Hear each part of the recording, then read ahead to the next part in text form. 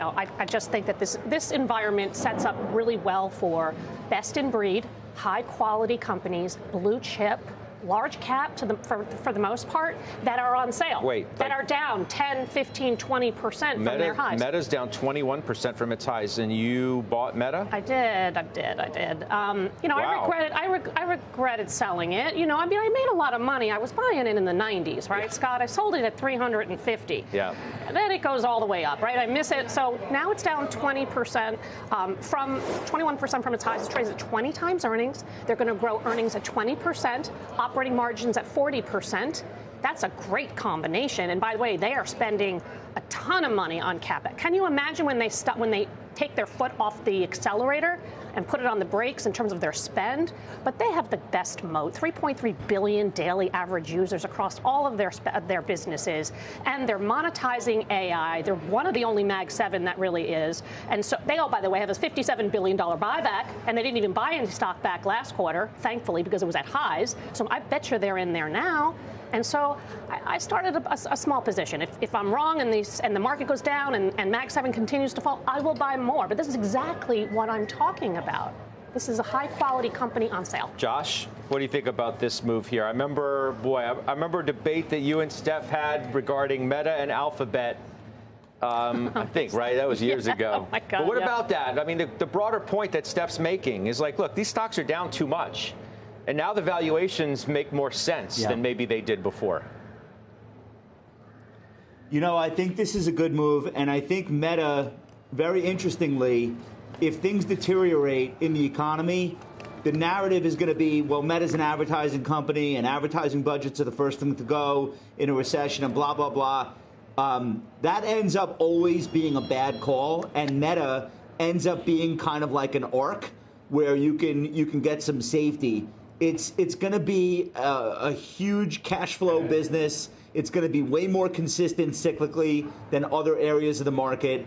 And similar to Apple, like, people flock to these stocks when they're worried about the rest of the tape. So I actually think Stephanie's making a move on two fronts. Number one, there have been long stretches of time where these Mag 7 names have acted defensively. And we've all come on the show and be like, oh my God, they're trading like bonds. They're acting so well. So that's one. And then two, Meta's growth story is probably least impacted by manufacturing slowdowns or trade wars.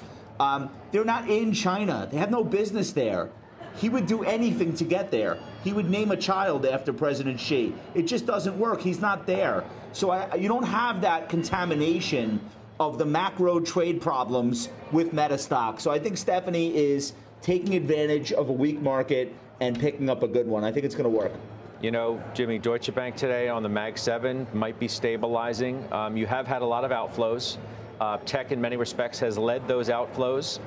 That's what Bank of America's client equity flows continue to show. 6 of 11 sectors sold, led by tech for a second consecutive week. But as Steph has mentioned, names that you own, like NVIDIA, down almost 30% from the high. Alphabet, you own that, down 24% from the high. Amazon, down 21% from its high. Microsoft, down 19% from its high. And then, of course, Apple with maybe some more idiosyncratic issues related to its own AI ambitions, dragging that stock lower. But these stocks come down too much? I really think so. I mean, let me just go to the most egregious example, which is Alphabet. I just looked a second ago. It's trading at this year's multiple 17.6. That's really? Okay. This is, yes, I understand they're building a lot of CapEx on the data centers. I got it. I understand there's competition too, but throughout it all, quarter after quarter, they keep defying these expectations that competition is going to eat into their earnings. They've got a lot of moonshots, some of which will pay off. Waymo seems to be gathering more traction.